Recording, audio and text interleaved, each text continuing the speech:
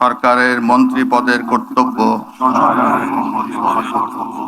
বিশ্বস্ততার সহিত পালন করিব।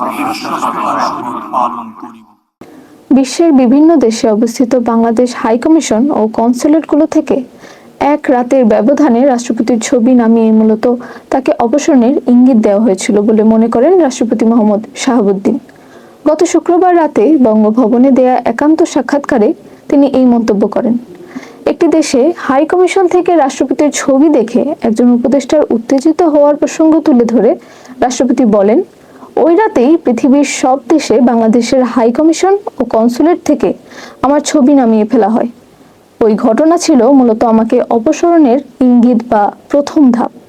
রাষ্ট্রপতির ভাষায়, একদিন হঠাৎ করে অন্তর্বর্তীকালীন সরকারের একজন উপদেষ্টা বিদেশ সফরে গিয়ে সংশ্লিষ্ট বাংলাদেশ হাই কমিশনে রাষ্ট্রপতির ছবি ঝুলতে দেখে সেখানে তীব্র প্রতিক্রিয়া দেখান এবং ছবি অপসারণের আদেশ দেন। আমি সশ্রদ্ধ চিত্তে শপথ করিতেছি যে সরকারের মন্ত্রী রূপে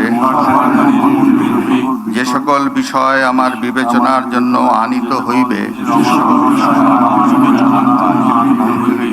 বা যে সকল বিষয় আমি অবগত হইব